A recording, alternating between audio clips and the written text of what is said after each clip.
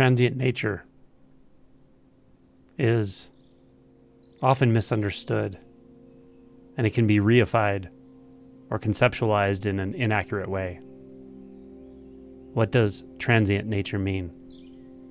Well, on the surface, it means that everything changes, everything comes and goes, nothing is static, nothing is permanent. It may also be called the doctrine of impermanence in Buddhism. But what is the personal experience of transient nature? And I say personal lightly. I think the key distinction experientially between the way it sounds or the way it's defined, and more importantly, the way the mind will usually perceive it, or perhaps it's the only way the mind can perceive it, and the actuality of it, is the following. The way the mind hears this, or is likely to hear this, would be that there's something, some consciousness, aware of a flow of experience, or a flow of events, or a flow of time, or perhaps not even time, but just an ever-changing kaleidoscope of experience. This is probably the only way that our mind or thought or concept or imagining could put this together. But it's not accurate. The experience of it is notably missing the most important key element in that description I just gave, and that is the central experience of being aware, being conscious, or having some reference or referencing experience or reference point by which all other experiences are judged, perceived, noticed, gained and lost. That is what's not there.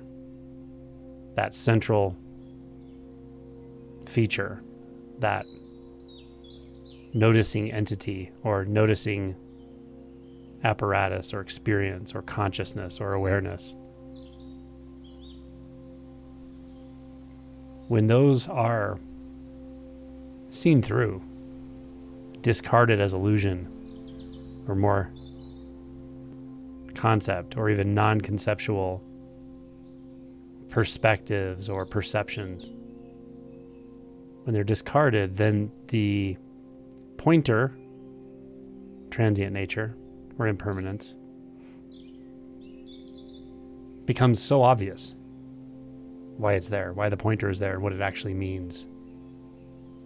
Now, of course, like so many things in deep stage realization, it's damn near impossible to even approximate in language. But it's far lighter, far more free than some experience of consciousness and in a flow of experience, noticing things arise and depart, come and go,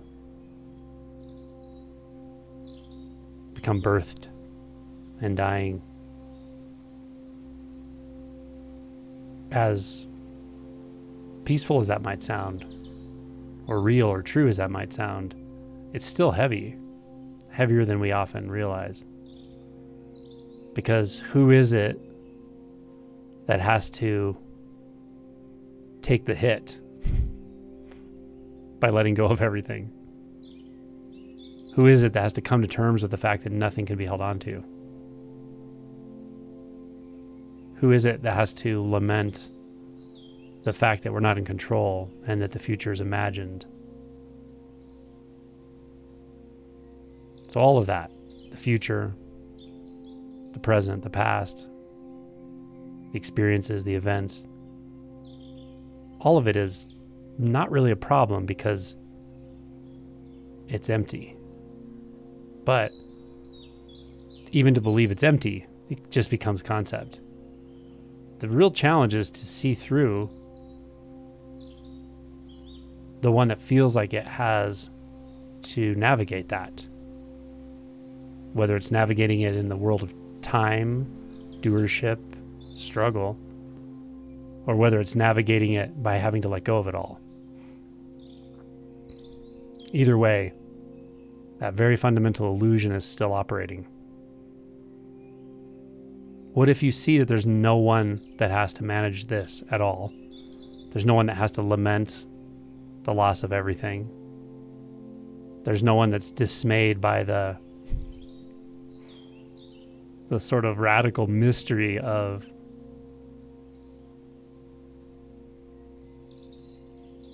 impermanence, or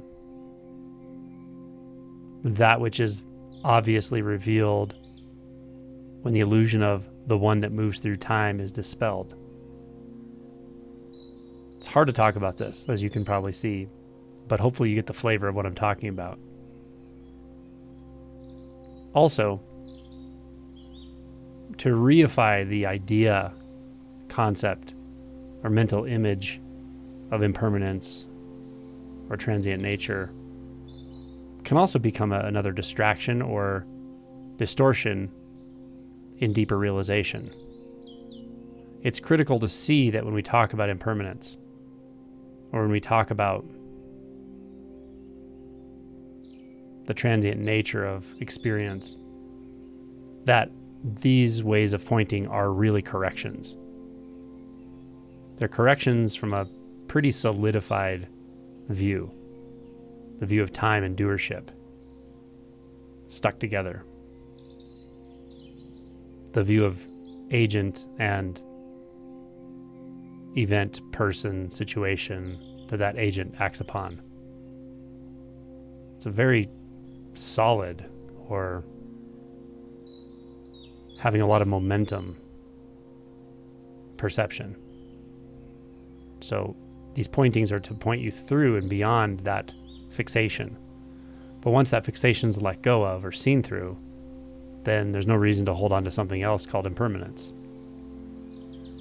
That's not going to help do anything but try to reorient the mind again, like overcompensating, or perhaps not fully allowing us to actually let go to such a depth that the whole issue of permanence and impermanence is dispelled completely. So don't hold on to impermanence either. But do what you can to see through the illusion there's something, anything, even a non-thing like consciousness or awareness, moving from one moment to the next. That's not happening.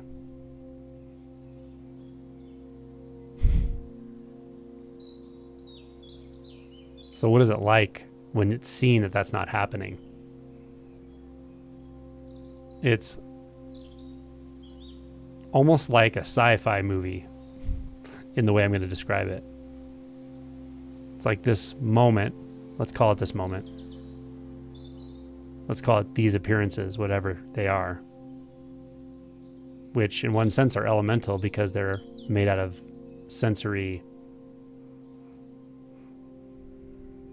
substance or substancelessness. So this collage of appearances, let's just say for the moment,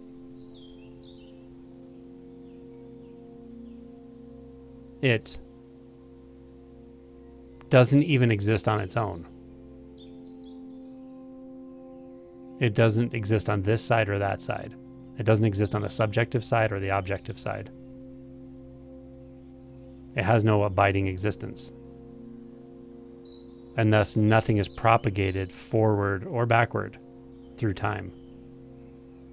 And nothing is propagated outward or inward in space.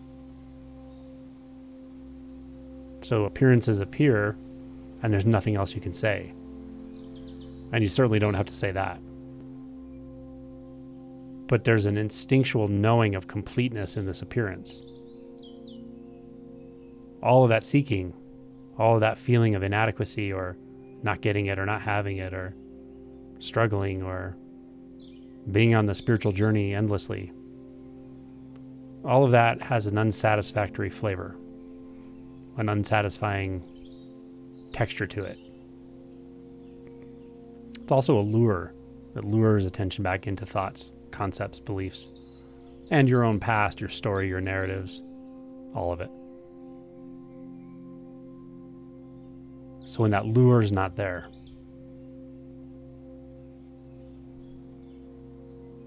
when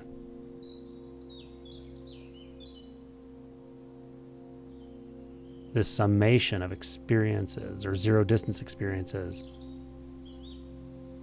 appears exactly how it is now, not taking reference from anything else, not taking reference certainly from a mind or thought. It's referenceless in this way. So here it is. And it's complete. It doesn't seek. It's not looking for another moment. It's not oriented to a future or a past because it doesn't perceive a future or a past. Because it doesn't actually perceive. It's free of perception. It's free from the categories that can be binding, apparently. Binding apparently because that binding is only actually going on in thought. But it's free from the binding of real and unreal. Free from the binding of more or less true. So it's free. But it's not an it.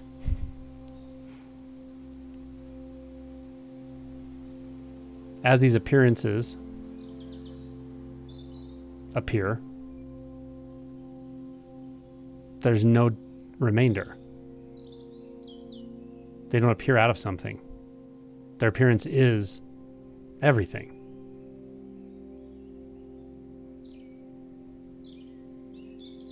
Dogen's description of total exertion is pretty good here. So what makes the appearance of movement, evolution, de-evolution or devolution or however you say it, of temporality is only, what makes this appear, all these appearances is only thought. Because nothing else could make that illusion appear. Because what is simply, immediately, directly, now. Just here. And there's nothing referencing a previous moment to compare here at all. There's nothing comparing it to being less present or the one who is less present. There's nothing comparing it to being more present or the one who could be more present. So no past, no future, no judgment of self. So no judgment of self, no experience of self. That means no judgment or experience of self apart, no judgment or experience of self in time, no judgment about or experience of a self that suffers. So there's also no suffering here. There are sensations. There is sound. There is movement, taste, etc. But those didn't come from somewhere. And they're not going anywhere.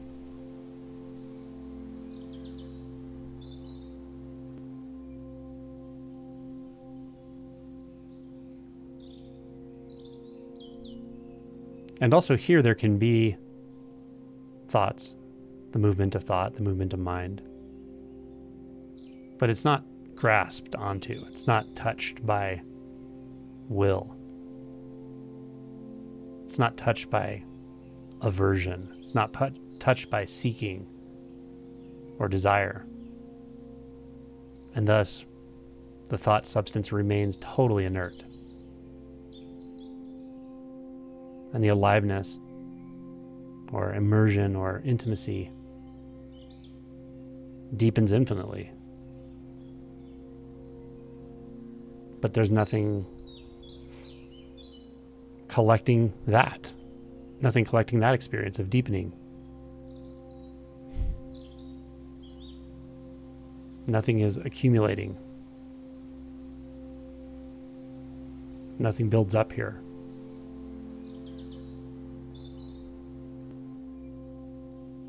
There's nothing to get tired of here. There's nothing to become familiar with here, per se. Although in one way of speaking, there's a very, very fundamental, transcendent type of familiarity. But it's not apart from the sound itself, not apart from the sensations themselves. In the same way that awareness is not apart from sensations. Awareness of is not apart from sound. There's no identity in awareness. Experiencing objects like sound and sensation. The apparent dualistic experience is what props up identity. So with non-dualistic experience, when it's clear enough, there's nothing left to prop up identity, so identity has nowhere to reside. So then we enter this world of as is, thusness, suchness, just this. Again, to say we enter that world is really off. But I'm trying to do my best with language here. The instinctual insight about what I'm saying is what matters. Some people watching this, this will just be totally clear to them. Some, it will resonate, but still feel obscure. Maybe you've had this experience as an experience momentarily. To some, this can sound preposterous or like word salad, like it doesn't make any sense at all. That's okay too. If you've watched it this long, there's some part of you that gets it. It's not your mind. So it's okay. Just feel into it. And if it triggers something, like an emotion, anger, frustration, that's fine. Go there. Don't go to the thoughts about it. Don't try to figure it out. Don't ask me questions about, well, Angelo, do you mean this or do you mean that? This is frustrating to listen to this. If you feel that way, I'll pre-answer the question for you. Just go to the emotion. You could say it's purposeful in a way or lawful that that emotion came up with this. That's where you need to go. So if you feel contraction and fear or anger or frustration or impatience, any of that with what I'm saying, nothing's gone wrong. Don't conclude that that's being experienced because you can't do this or you don't have the capacity or something like that. Or realization is just not going to work for you. Those are the thoughts. Go to the sensation. And halfway between thought and sensation, you're going to feel an emotion. And that's okay. It's good. That's what's supposed to happen. Now, as I said, some people will find this to be rather familiar in the immediate. Yes, this is exactly what's what.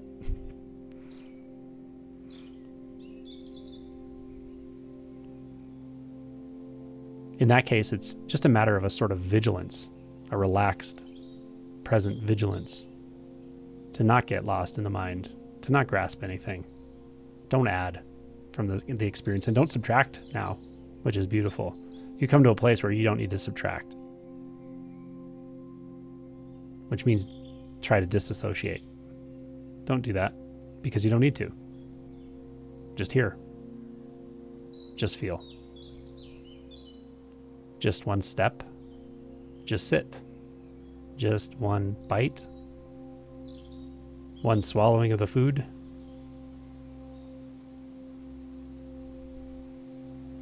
One sky. One breath. One cough.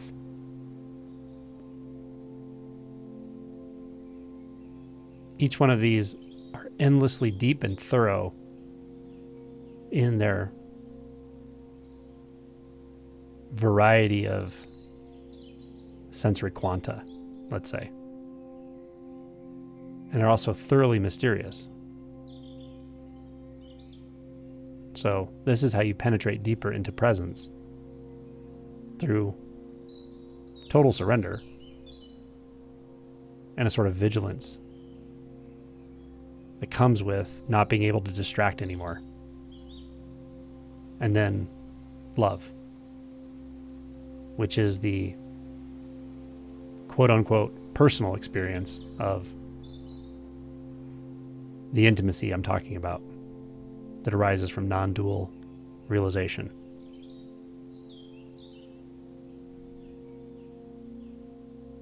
Let me know if these types of pointings are helpful. I can do more, but they're also very direct, so they can kind of freak people out on occasion from the comments I get. Yeah, let me know.